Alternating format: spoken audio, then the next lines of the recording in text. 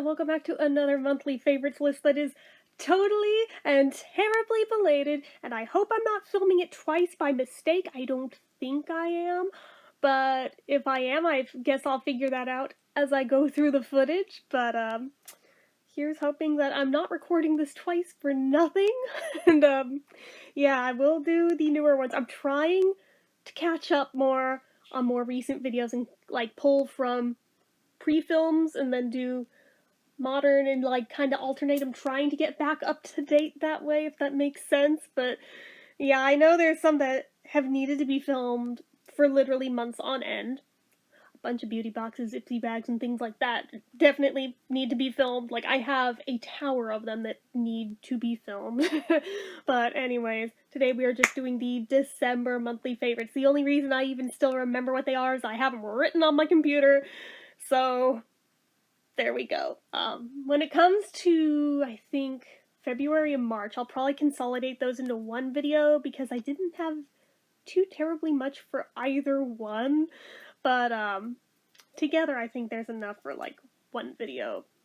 So at least it's just January, then those consolidated ones, and then to April. So maybe I'm not as behind as I think I am, but regardless, we're gonna jump right in. So first things first, lippies. So the entirety of that one Holiday Bliss Dex pack, all of these, ew, a hair from the floor, because I set them on the floor. We've got the Sugar Plum Dream, we've got Peppermint Joy, and we have got Mary Berry. All three of these, super duper faves during December. Still loving them now. I don't care that it's not December. I use holiday ones year round. It doesn't matter to me, because otherwise they would barely see any use. So there's that. We have the Eco Lips Pumpkin Spice, which out of that limited holiday collection was the #1 fave. I almost put it in this week's weekly lineup of Lippies of the Week, but then didn't. But this one does have some visible love on it downwards. So, I mean, not a ton, but it does have some. It's surprising how much I've used this, and it doesn't look like more than that. But once you really get them going down into them, then it starts, like, adding up. And then the Lip Smacker Flip Bomb in, I think this was Passion Fruit, was it? Yeah, Passion Fruit in one of the Day of the Dead ones. So we've got that. I don't even know where the rest of that collection went for me to review. They're around here somewhere. Already misplaced them because I suck. So anyways, that is almost it for physical items. So then there was the Irishman, which I still need to review, and it's been so many months now, that means I'm gonna have to sit through all 18 hours of that again. It was 3 hours, but it felt like 18. But I loved it, though. It was so good. It felt like such a love letter to both Martin Scorsese's career and, did I say, oh, Marty Scorsese's what I meant to, now I'm like, is his name Martin? Oh my god, I'm having second thoughts here. I'm like, wait, no, I think that's right. Martin, yeah. Why am I having second thoughts on this? I'm like, I know damn well what Scorsese's name is. What? I don't know. But anyways, it seems like a love letter to both Scorsese's career and De Niro's career. And the friend that I watched it with, she and I were both sitting there, like, pointing out, and this is a nod to this film, and this is a nod to that film, and this is... And we were doing it back and forth, like, the whole thing. There was so much in there to unpack. It is insane.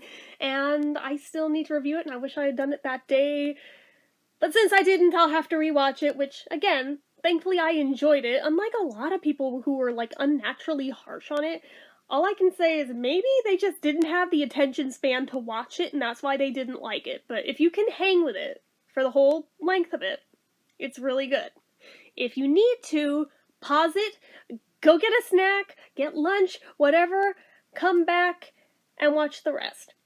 That's what I did. I stopped, I ate lunch, and then I came back and I watched the rest, and it was fine. And it didn't really feel like that long. I just got hungry in the middle of it. So that would be my recommendation to you. Just break it up a little bit. Basically, give it your own intermission somewhere, and it'll be fine. So there was that. There was Love and Mercy, which I did review. Just go back through the channel to find that one. The Candy Cane Smashmallows, which... also reviewed. Again, just go back through the channel. I believe that one's up. unless it's also in the pre-film folder that still needs I feel like those are up, though. I feel like that one I posted. The Haribo Gold Bears, the Sours, those I did not review, because I very ill-advisedly opened the bag before reviewing and thought I was just gonna taste one, and next thing I knew, the bag was gone. And then I didn't buy a second bag yet. So whenever I get around to buying another bag, I can review those, but oh, they were so surprisingly good. I wasn't sure if I was gonna like them or not, but first off, they didn't taste that sour to me, but I really liked them though. So I'll probably buy another bag sometime and review them then. Unless I don't, and just do the same thing, because, like, that one thing of Milano's, I bought it how many times over, and I always eat the bag before I review it. Yeah. Anyways. Oh, yeah, I forgot that this was a favorite in December, and it was, like, an ongoing thing that whole month, and it's so bad, because it's just so fatty, but I kept eating it, like, all month. Just cheesecake in general. Didn't matter what kind, didn't matter what flavor, didn't matter if it was plain, just cheesecake in general was my fucking jam in December. I had plain ones, I had chocolate ones, I had chocolate marble ones, I had strawberry ones, cherry ones, multi-berry ones, I had caramel just, yeah. It was really excessive and really bad, okay? I mean, granted, they were the Safeway ones that are only about this big around a piece, but when you're eating those yourself, it's pretty bad. I'm surprised I didn't put on more weight than I did, honestly. I should be the size of a frigging house, honestly. And I know, absolutely horrible, horrible for your health to eat that much cheesecake. I don't know what the fuck my deal was in December. I think I was stress eating to the max. And for some reason, cheesecake was the go-to. I hadn't had cheesecake in several years leading up to that, and it seemed like I made up for a lost time all at once, got it out of my system. I think by my birthday, like a week into January, I was already over it. Because I was like, should I get a cheesecake for my birthday? Birthday rolled around? Nah, go with my usual Boston cream pie. But yeah, and then that was just it with the cheesecake. I was like, oh, okay. Don't know what that was all about, but that was a thing in December, and it's, like, really bad to admit, but it was absolutely a favorite. Like, a really, really, really, really big favorite. And then, this got worn a lot, and I put it on, again, for now, just for this video, but my Ringo bracelet, I think that deserves a mention any and every time that it can have a mention. It deserves a mention, so there we go. And the last thing was my discovery of the show Hot Ones. Now, most of you guys probably have long known about that show. I had heard of it on Philip DeFranco's show so many times, but had never, like, looked at what it was. Otherwise, I probably would have been hooked on it forever ago. It wasn't until, in all my searches for Ricky Gervais, that I ran across his episode of that and was like, wait, I don't know what this is, but I'll watch it. I've heard of this show before. I don't know what it is, but it has Ricky on it, so I'll watch it.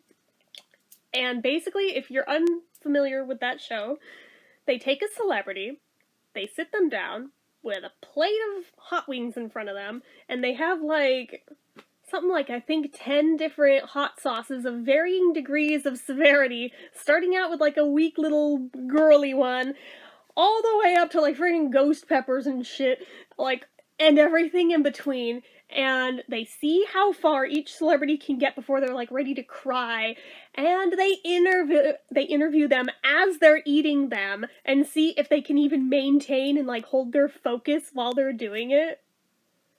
Oh my god. So, where has this show been all my life? Because holy crap, that is probably the most amusing thing I've ever seen. And then finding out there's also a TV show, too, with, like, ordinary people. Because I remember while I was, like, binging every episode of this that's online, I was like, damn, I almost wish I were famous just so I could do this, because this seems like it would be so much fun. Because I don't know at what point I started loving spicy foods, but somewhere along the line, I sure as hell did, and loved them, like, way too much, and was like, I would willingly volunteer for this, like right now. I would absolutely do this.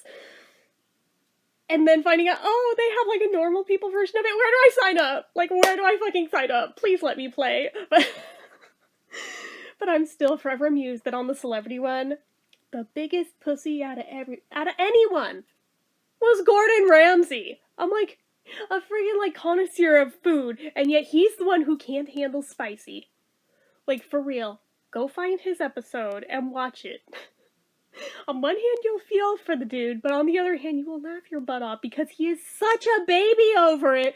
And the fact that he thought he came so prepared with like every remedy he could think of to deal with spiciness, and he still ran out of things and just did not know how to maintain and literally had to excuse himself and ask for the bathroom, I think to go throw up. I was like, holy shit, I've not seen that before on one of these. Wow. And it was Gordon Ramsay. So, of course, you know, he's dropping F-bombs left and right because he's Gordon Ramsay. But I was just like, damn. I think that may be my favorite episode. I don't know how many times I've watched it. Obviously, I love Ricky's too. Tommy Chong's is also very good, but I feel like that's cheating because he was stoned when he did it. I'm like, if you're stoned, you're not feeling any pain. That's not fair. That's not fair. Sure, it gave him the munchies, but he's also not feeling the burn because he's stoned off his ass, and he has no problem admitting it.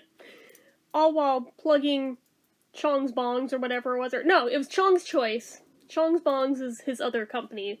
The one for the paraphernalia is that one, and then Chong's Choice is for the weed itself. But I was like, dude, he's stoned. That's not fair. Like, really, though. They should have made his harder, or, like, forced him to be sober for it. But anyway.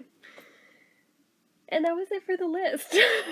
So, very weird list for December, I realize, but it is what it is. So anyways, that is it for this one. So, as usual, you guys know what to do. If you like this video, go ahead and give it a like. If you're not already and you'd like to be, click subscribe, hit that notification bell icon so you never miss an upload, leave comments down below. I doubt anybody remembers what their favorites from last December were, but I mean, what have been your favorites lately? We'll just go with that. Let me know down below. Make sure you're following my social media accounts, my Facebook fan page, my Twitter, my Instagram, my Etsy, everything and more. It's all down below. And if you like what I do here on this channel and you'd like to help support it, the donation link, as always, is down in the description. Anyway, guys, until next time, bye-bye.